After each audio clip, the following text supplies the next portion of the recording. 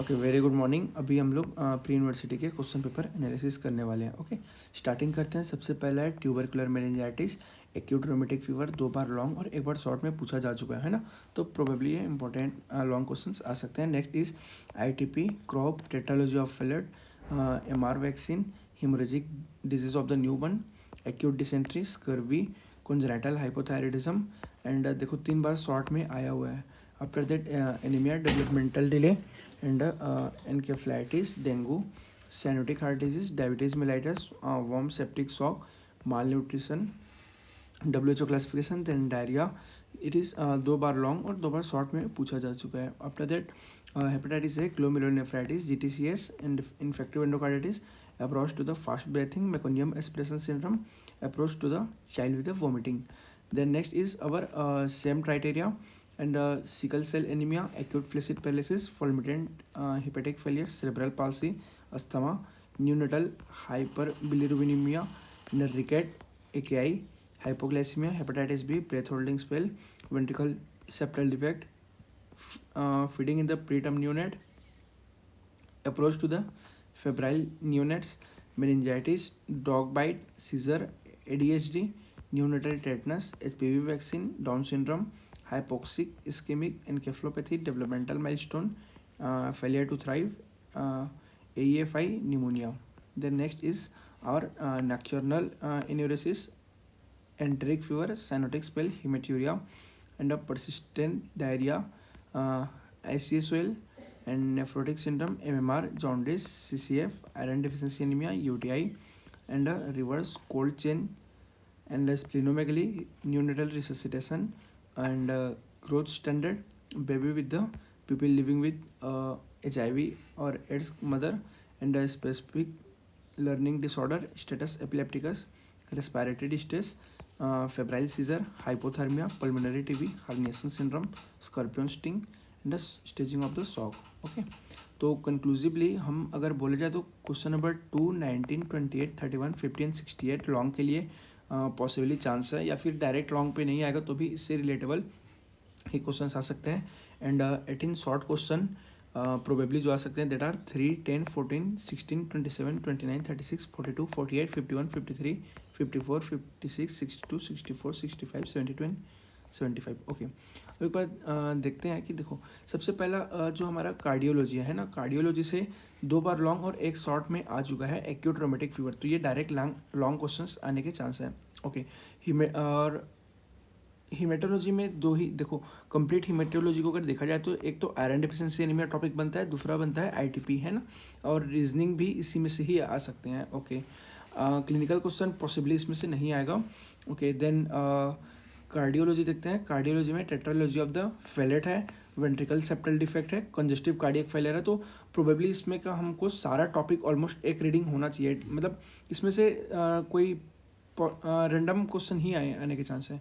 फिर उसके बाद वैक्सीन्स में एमआर वैक्सीन, एसपीवी वैक्सीन और एमआर वैक्सीन, है ना, ये 3 वैक्सीन पूछे जा चुके हैं, तो चांस है कि एक वैक्सीन देखो इलेक्ट्रोलाइट एंड वैक्सीन वाले जो लास्ट वाला पार्ट है नेशनल इम्यूनाइजेशन शेड्यूल, इसमें से चांस है कि कोई एक वैक्सीन पे डायरेक्ट क्वेश्चन आएगा शॉर्ट नोट्स, है ना, और वो भी पॉसिबली अपने को एमएमआर को देख लेना है। ओके, आगे बढ़ते हैं। नेक्स्ट इज अवर अगर हम बात करेंगे एंडोक्राइन यूनिट से, तो एंडोक्राइन से सिर्फ 2 क्वेश्चन हैं।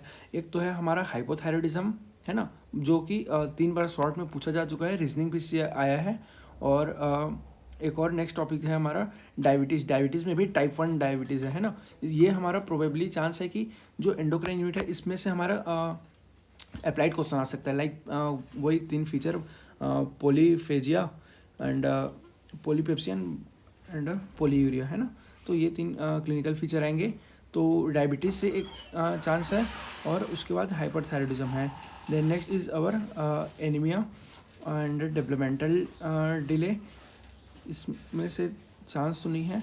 ओके, हाँ, फिर आता है एक इन्फेक्शियस यूनिट, इन्फेक्शियस यूनिट से डेंगू और मलेरिया प्रोबेबली आते हैं, इसमें से भी डेंगू मोस्ट चांस है ना।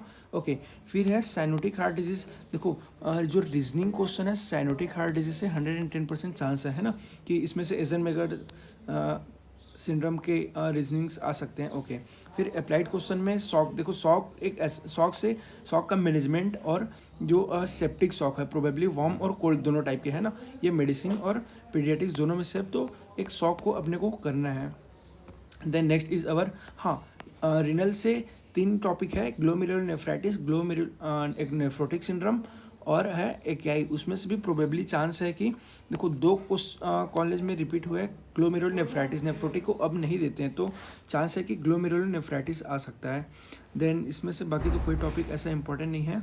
Then next is sickle cell anaemia, जैसा हमने देखा कि एनीमिया मतलब हेमेटोलॉजी से एनीमिया और एलटीपी, तो एनीमिया इंपॉर्टेंट है, sickle cell anaemia. Then acute flaccid paralysis भी 2 बार पूछे जा चुके हैं।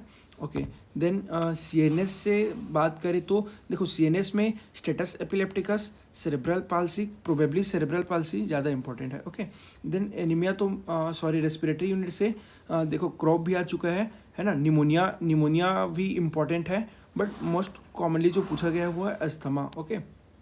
ओके, फिर है न्यूनेटल जॉन्डिस और पैथोलॉजिकल और फिजियोलॉजिकल जॉन्डिस, ये भी इंपॉर्टेंट है, ये भी पूछा जा चुका है। ओके, देन वही जैसा कि एंडोक्राइन से हाइपोग्लाइसीमिया मैंने बोला था। ओके, रीजनिंग में आ सकता है ब्रेथ होल्डिंग स्पेल, और सीवीएस से तो रैंडम ही क्वेश्चन आएगा।